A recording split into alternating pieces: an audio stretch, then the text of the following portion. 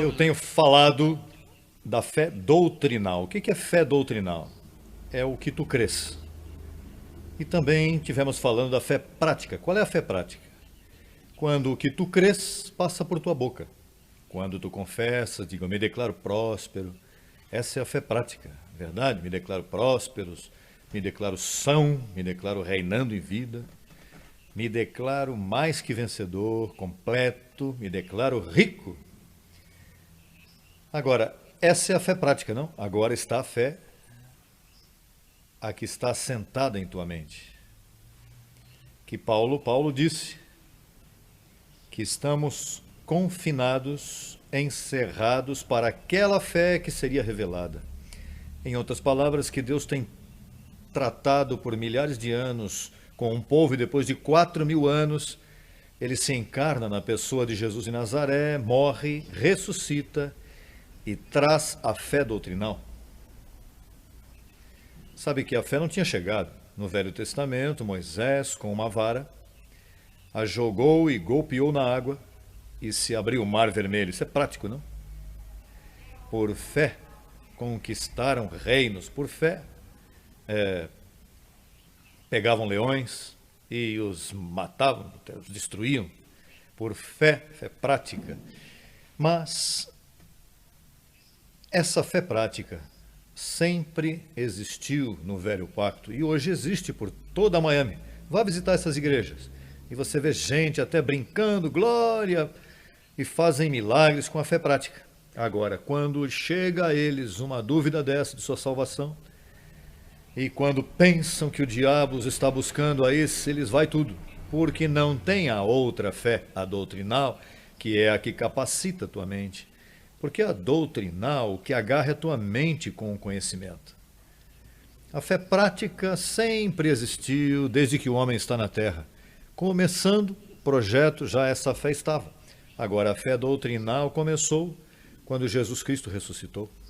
E essa foi a que Paulo, quando foi ao paraíso, lhe ensinaram um conhecimento que é a fé doutrina, a fé convicção. Aqui tu aprendes. E então, nesta manhã eu queria ver um pouquinho sobre o tema da fé. E vamos buscar em Efésios capítulo 6.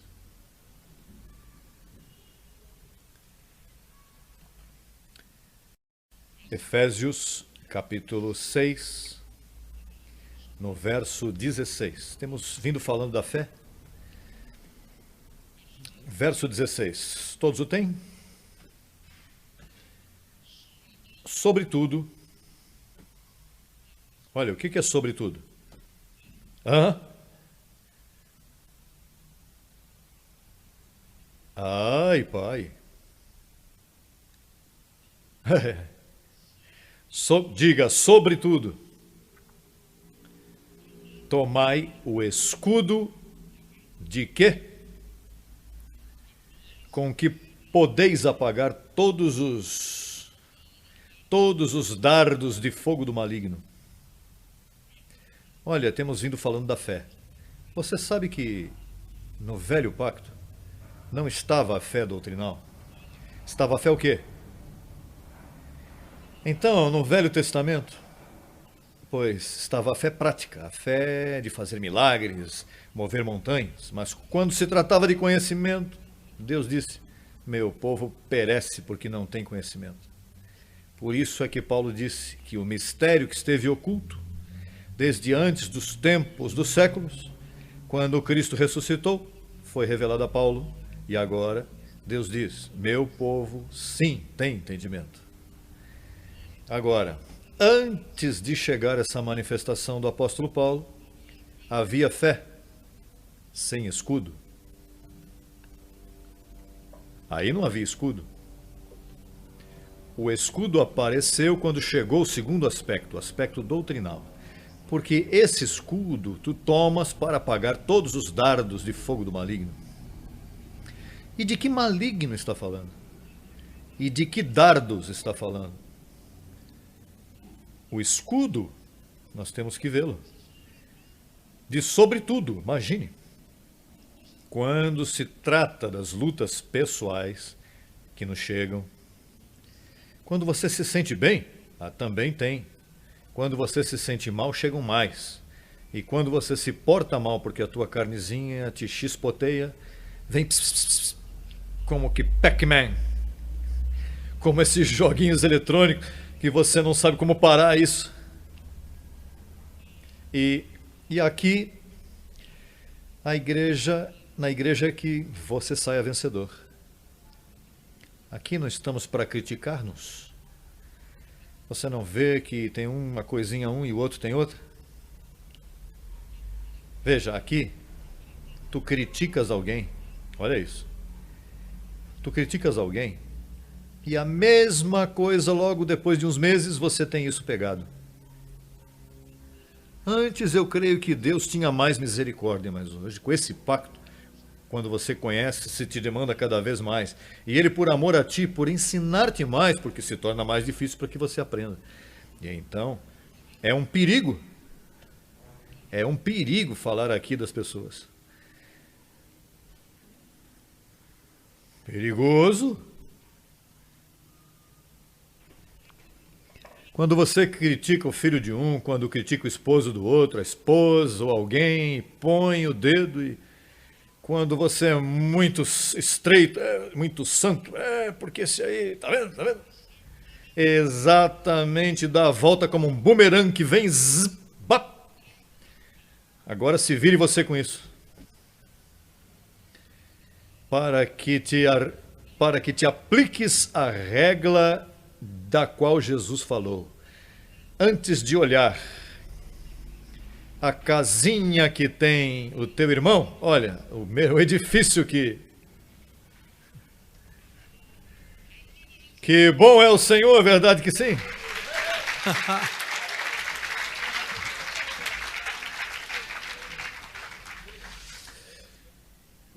Olha, esse ministério com razão Moisés disse, você não se chegou aos dardos que os matam? Não, aqui é que você fica vivo. Lá morriam, aqui fica vivo. Então a pessoa sofre mais. Ai, pai, isso é um pacto tremendo. Eu te recomendo que se você está aqui de visita, vá embora e não volte mais. Não voltes antes que você conheça, porque é melhor que você não tivesse conhecido. Mas se você conhece, assim que você tem tempo, se chegar 2 ou 3 visitas, tem tempo, não volta mais. Mas vai perder uma coisa, você vai ficar com a curiosidade. Mas isso é bom, porque aqui Deus nos ama todos iguais. Deus não faz acepção de pessoas. Deus não olha tuas faltas, tua contínua falta. Todos. Tudo Ele suporta em você, porque por isso Ele disse, até as cãs eu suportarei. Eu fiz. Foi Ele que te meteu o veneno aí. Ele também te deu o remédio, que é a graça. Mas se você não sabe aplicar o remédio e fica tomando tudo e ela cai aí mal, ainda assim Deus diz, eu suporto. Com o amor de Deus abençoado. Eu sempre digo que eu não posso amar a ninguém mais do que ao Senhor. Não posso. Não é que eu lastime para amar o Senhor. Não. Mas quando se trata disso, aí não se pode trançar. Esposa, noiva, seja o que for, avô, avó, aqui o Senhor é. E quando você o põe primeiro, é maravilhoso. Tudo sempre te vai bem.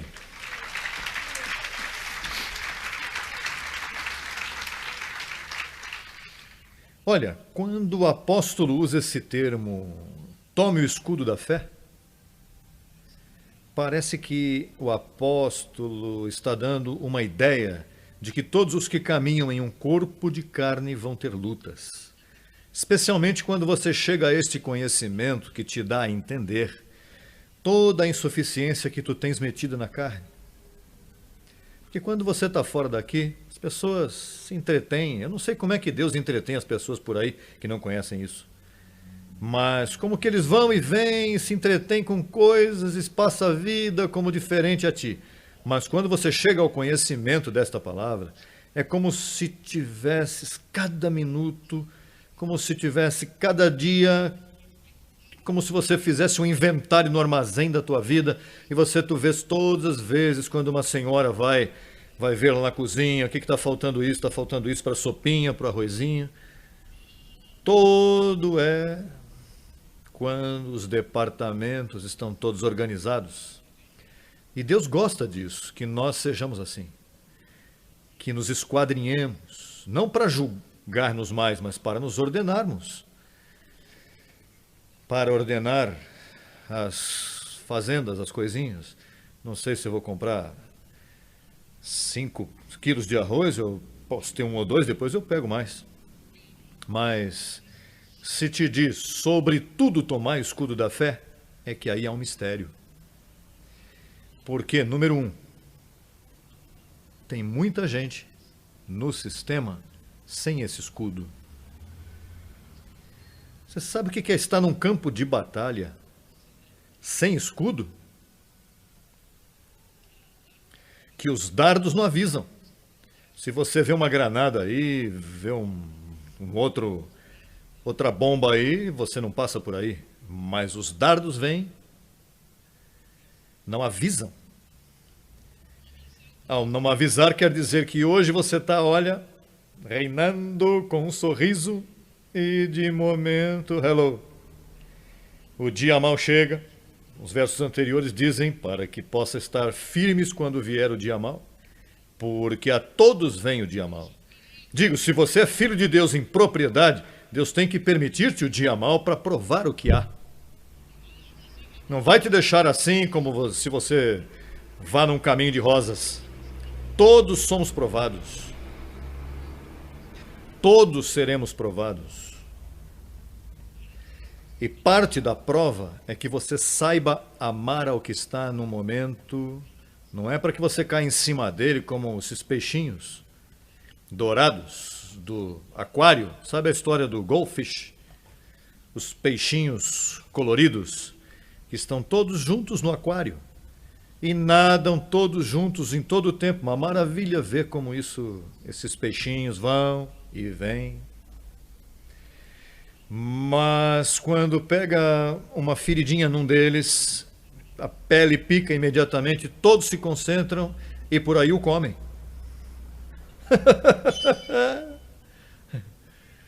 Se metem por aí e o matam, porque eles não permitem nenhum deles com uma feridinha na pele, porque eles pensam que isso vai pegar em todos os peixes e ele tem que matar ele antes que...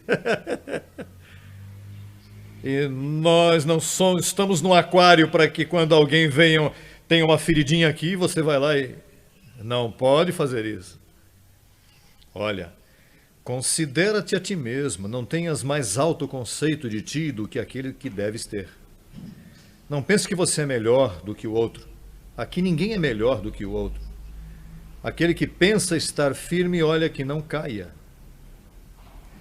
Porque no dia que você achar que é melhor que alguém, você tem que ter cuidado. Ninguém é melhor que ninguém. Todos somos úteis,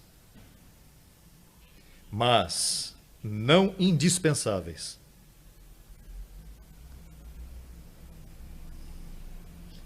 Deus saca da pedra de uma mula, tira e prega.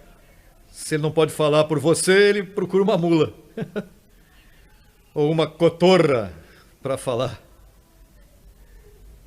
Mas tens que estar preparadinho com o escudo da fé. E o escudo da fé vem da fé doutrina, da que foi revelada ao apóstolo Paulo. A fé dos apóstolos não te dá escudo. Porque isso que fazia milagres. Pedro que andou pela água e depois afundou. E com sua sombra curava os enfermos. Mas quando se encontrou com Paulo, lhe deu ciúme e ficou com ciúme de Paulo, ciumento. Lhe deu ciúme. Que Paulo teve que dizer, olha, eu cheguei por último. Paulo teve que dizer aos 11, Cheguei por último, mas sou melhor que fiz mais que todos vocês. Paulo teve que dizer isso. Porque os 11, o que experimentaram foi a fé prática. Mas a fé que dá escudo só foi dada ao apóstolo Paulo. A religião não te dá escudo. A religião que te dá são costumes, mandamentos. Não faça, não te ponha, não te tire. Cuidado, não coma carne tal dia, e não faça isso, e sinais e coisas. Sabe? Veja que escudo, olha. Contando continhas, aí não há escudo. Aí não há escudo. O escudo está quando sucede o que diz Hebreus 5:11. Hebreus 5:11. Quando você tem escudo, podem jogar todo tipo de pedrada em você que isso cai. Olha, aquela mulher que foi surpreendida em adultério não tinha escudo. O escudo dela se chamou Jesus de Nazaré, que lhe disse, bom, podem apedrejá-la, mas aquele que estiver livre de pecado. E aí apareceu o escudo. Mas hoje Jesus de Nazaré não está. Hoje está a sua palavra, que é o escudo. E quando alguém vem pegar uma pedra, um dardo desse para jogar em você, aí você tem seu escudo. Estou completo nele. Estou firme. Ninguém pode me tocar. Você sabe se defender bem. Hebreus 5:11, veja o que diz. Acerca disto temos muito que dizer e difícil de explicar. Olha que difícil explicar isso, a graça. Hein? A uma pessoa que não a conhece. Te entende mal imediatamente. Não, porque o pastor também fala disso, meu pastor. Não, porque olha que... E você trata de explicar e ele não entende. Se torna difícil. Porquanto vos fizestes tardios para ouvir, porque a fé doutrinal funciona com o ouvir pela mente. A fé prática não usa a mente, simplesmente escapa pela tua vida. Declara-te são. Isso é escapar pela tua vida. O ouvido que tu escutas, assimile, pensa, e que esse pensamento traz umas mudanças em você. Mas se te agarramos à tua mente, te mudamos. Se te agarramos à mente com conhecimento, nada. Se você usava droga, não vai te dominar. Se tinhas um hábito do que for, tu governas o hábito. Porque olha, não há nada mal em si. Deus. Quem fez o tabaco? Deus. Quem fez o álcool? Deus. Até as drogas Deus fez, porque sai da terra. Isso o diabo não fez. Deus fez tudo. Deus, o que se incomoda é que essa coisa seja teu dono. É uma vergonha que alguma coisa... Agora, quando você diz, não, Senhor, meu dono és tu e nada disso me domina. Quando tu dominas tudo, então, por isso é que Paulo disse, em si, nada é imundo, nada é impuro, nada é corrupto. Mas quando te domina, então isso é corrupto. Quando te faz te humilhar e te apresentar em tua vida uma miséria, então isso é corrupto. Eu estive aí no restaurante, peguei um traguinho, comi, fui na minha casa, dormi tranquilo, tudo está bem, amanheci bem. Quer dizer que Deus diz, você, Luiz, me alegra que você tenha desfrutado dessa tarde. Até ele se goza, verdade? Agora, se eu chego aqui todo com os olhos todo vermelhos, Deus diz, olha, dou liberdade a ele e ele se converte em libertinagem. Por isso é que as religiões dizem, beber é pecado, mas certamente você não tem escudo, você não tem, olha, Então tem que estar proibindo tudo. Isso é pecado, isso é pecado. A praia é pecado, porque não podem ver a um formoso homem em traje de banho.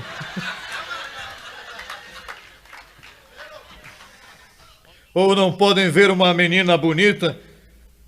Oh, é pecado, tudo é pecado. Isso é como tudo é pecado, então se escondem na casa da televisão para ver escondido.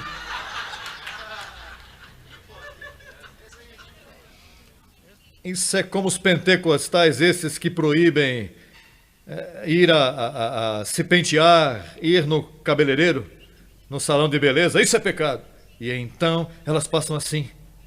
Olham para lá com uma vontade de entrar. Ou dizer, você não vai lá. Tudo que se proíbe não serve. Eu vivi muitos anos assim, que pena que me pegaram assim, estúpido, a religião. Sempre criticando. Hoje não, hoje eu vivo livre, eu desfruto de tudo. E estou crescendo. Olha, meu domínio próprio está crescendo. Que pena que não cresceu antes. Senão não teria cometido erros, porque todos que se metem na liberdade gloriosa têm que pagar um preço. A liberdade custa. A liberdade custa. Ou seja, ou vives debaixo de proibições, nessas igrejinhas por aí que te proíbem até a mulher até de se enfeitar, porque como tu tens uma mente danificada, uma mente de mime, de mosquito, pois tu pertences a uma congregação dessa que proíbe tudo. Ah, tu vai lá, pertence, está tudo muito bem. Agora, se você quer liberdade, a liberdade tem um preço. Tem um preço, e é que você tem que ser dono de todas as coisas. A ideia é que teu esposo possa chegar ao domínio próprio, que tua esposa chegue ao domínio próprio, que tu chegue a uma ordem de crescimento, mas não proibições e medo, porque assim não se pode viver, assim não desfrutas, assim não estás vivendo a vida plena. Estás, todavia, com careta posta de tantas coisas. Para que viver assim? Proibido, coibindo tudo. Não, eu não quero isso. Mas quando eu for de férias por aí, que ninguém me conhece, aí esperar chegar nas férias por aí. Quando você chega à liberdade gloriosa dos filhos de Deus, você tem que ser maduro. Veja essas cadeiras vazias. São esses cabeções que vivem nesses países aí, que tem uma consciência assim, aqui não cabem, e nós não os queremos tampouco, porque se vem julgar-nos e a olhar, porque olham tudo. Se te vem um anelzinho como esse lindo aqui, saberá Deus, ele pegou da oferta, imediatamente. Se te vem vestido, olha, veja como se veste essa aí, veja como se... Porque gente aqui não cabe, não servem.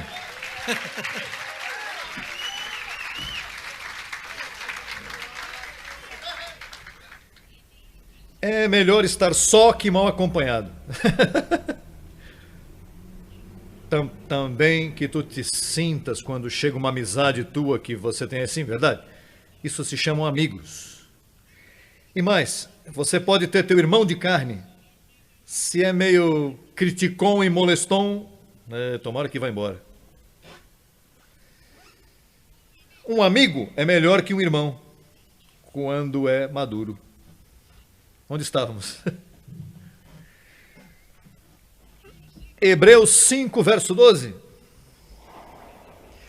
Porque devendo ser já mestres, depois de tanto tempo, tendes necessidade de que se vos volte a ensinar quais são os primeiros rudimentos das palavras de Deus. E haveis chegado a ser tais que tens necessidade de leite. Imagine um rapaz com 22 anos tomando leite. É um beberrão. Há 1.500 igrejas por aí que chegaram hoje como 500 beberrões para cada igreja. Bebendo leite. E a proibir. E falar do diabo. Olha como gostam de falar do diabo. Como fazia minha mamãe. Olha, como, hein? A cuca te pega, hein? Se você se portar mal, a cuca te pega. E eu me assustava. Tudo era cuca.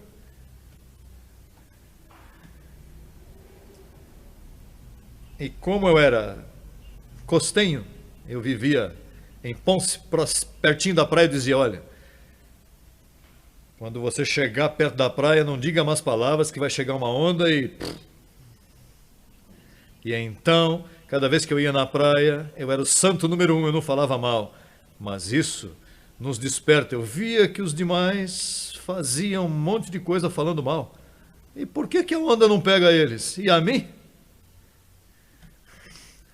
E então, no dia que eu vi liberdade, depois eu comecei a falar, mudei todo o meu vocabulário.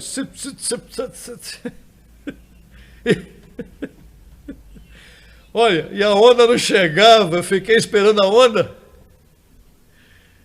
Isso é um perigo, você mentir para os teus filhos, mentir para as pessoas, botar medo nas pessoas. Não caminhe com medo. Deixa o medo fora, seja livre.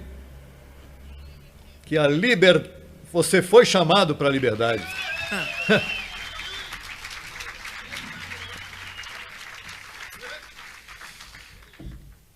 Haveis chegado a ser tais que tendes necessidade de leite. Um menino bebendo leite, imagina. E não de alimento sólido. Olha, estaremos falando aqui de alimento sólido essa manhã? Mas se nos pega um que vem beber leite, rapaz, essa gente são os libertinos, ficam aí com todo tipo de abuso. Porque o menino é assim. Ele bebe leite e julga imediatamente. Não, porque eu vou aí, eu não vou lá porque eu vou entrar em libertinagem, depois se perdem. Mas lá eles ficam esperando até que a onda não chegue. E quando tem 18 anos, olha, por aqui a caminho. E depois não chegam, depois tem que esperar anos, chegam tortos, coxos sem um braço, podendo educá-los desde o princípio, a princípio. E todo aquele que participa do leite é inexperiente na palavra de quê?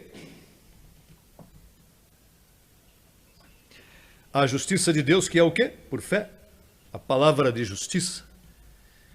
A palavra de justiça depois da cruz. O leite é antes da cruz. A lei. O leite é a lei. A proibição. Mandamentos expressos em ordenanças. Do que estamos falando aqui é antes da cruz, depois da cruz. Antes de Cristo morrer e depois que morreu. Chegou o sólido, que é a palavra de justiça.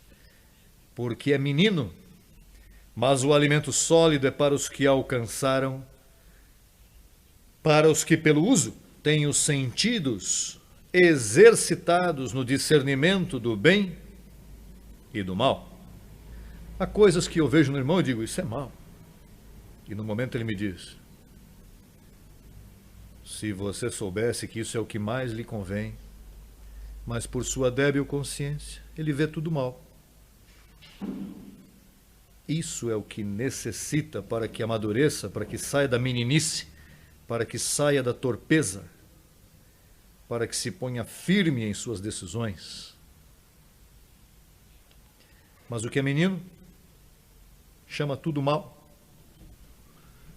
Você já foi numa igreja sentar os homens na metade, homens na outra metade, mulheres. Isso é um extremo. Isso já é caso de psiquiatria.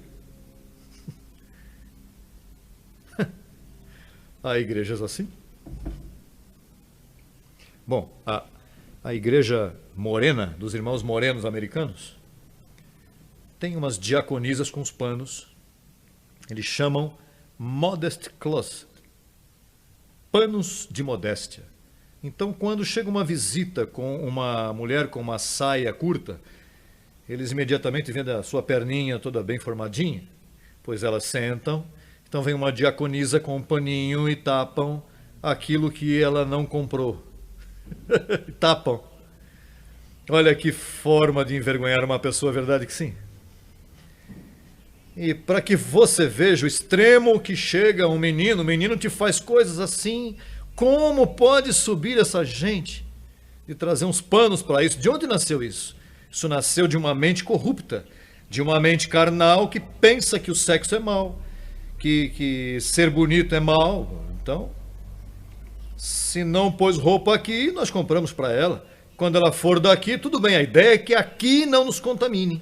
Olha que é isso, isso é extremo tremendo. Como é que pode ser algo assim? Então, há que ter discernimento entre o bem e o mal, entre o velho pacto e o novo pacto, entre antes da cruz e depois da cruz. Verdade que sim? Você aprova isso?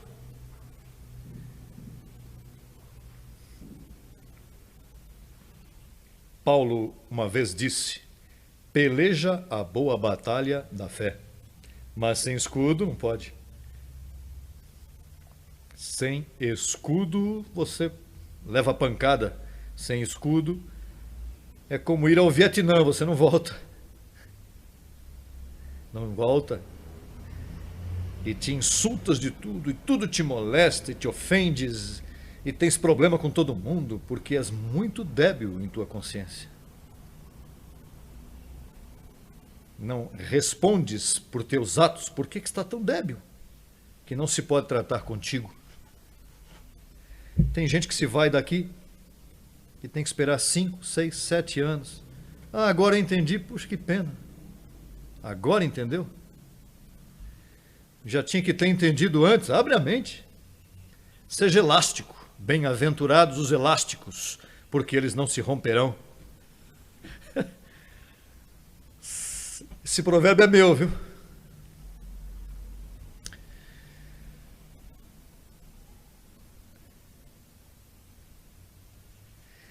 O bom é ter paciência até que você espera que o outro amadureça. Porque amadurecer é muito difícil. Para mim foi até mais difícil, porque todo mundo fica me calcando.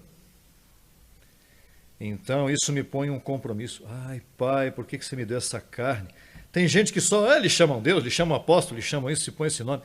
Não é, isso é um problema. Agora, vê aí como é que você está fazendo. E então, se eu fosse uma pessoa, esses lares, tem uma mãe, um pai carinhoso, onde te deram uma formação que já tu és maduro. Muitas vezes tem crianças maduras, você vê. Mas eu vim de um lar que, imagine, meu papai era um alcoólatra, os meus vizinhos vendiam drogas, então veio escolher a mim para ser apóstolo, mas que burrice que fizeram. Olha, que busquem um rapaz bom por aí. Verdade?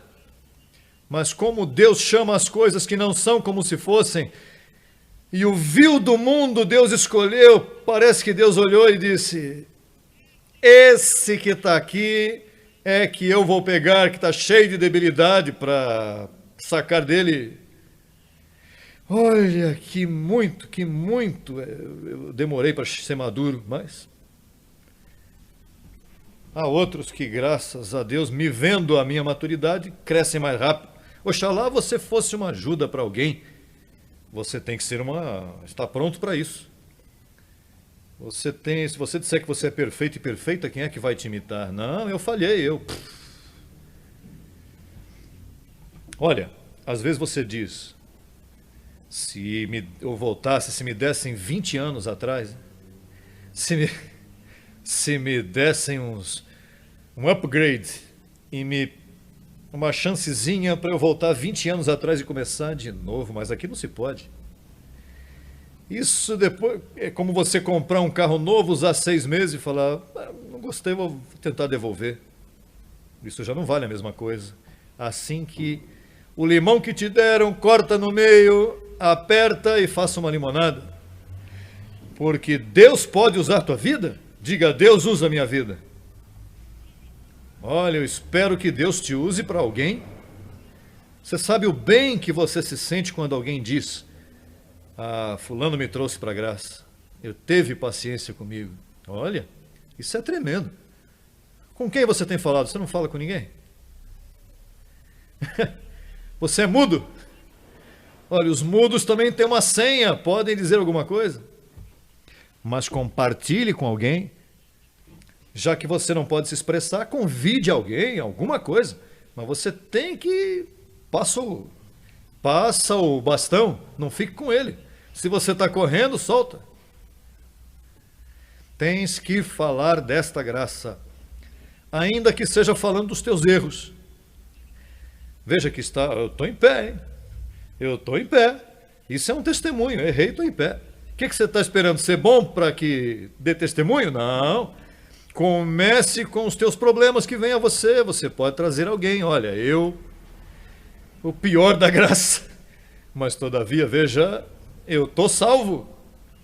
Todavia o Senhor se olha para mim. Isso é um testemunhaço que Deus todavia segue tratando contigo. Ama-te um pouquinho, porque se você não se ama, a quem você vai amar? Ou você tem uma carga de culpabilidade em cima que você já não suporta? Olhar para essa carga não vai adiantar nada. O que passou, passou. Vai poder apagar? Então o que você vai fazer? Caminhar carregado aí? Como aquele que ia com uma carga bem grande pelo caminho? E de momento, estava esgotado já. E vi um caminhão que vinha. Se ele me levasse um pouquinho, se me der um espacinho por aí. E quando o homem chegou com o caminhão, que parou no caminhão, falou, sobe? Ah, muito obrigado. Aí ele subiu e se acomodou no caminhão e estava sentado com a carga em cima. E então o homem, motorista do caminhão, falou, põe a carga aí no chão que tem espaço. Ah, não, você já fez muito por mim de me fazer subir aqui. Ainda vou botar a carga no caminhão? Assim você está hoje? Pobrezinho. Olha, com a caminhonete vazia, põe aí. Não, você já fez demais. Você vai me levar e vai levar minha carga também? Olha, eu te declaro, vou aplicar a fé prática, te declaro são. A fé doutrinal te declaro com limpa consciência, amando-te e amando. Graças, Senhor. Digo que estás são, digo que te vai bem. Digo que és agradecido, para que Deus te dê várias cédulas, porque não comes toda a semente. Vai compartilhar a semente. Você crê que Deus tem um milagre para ti?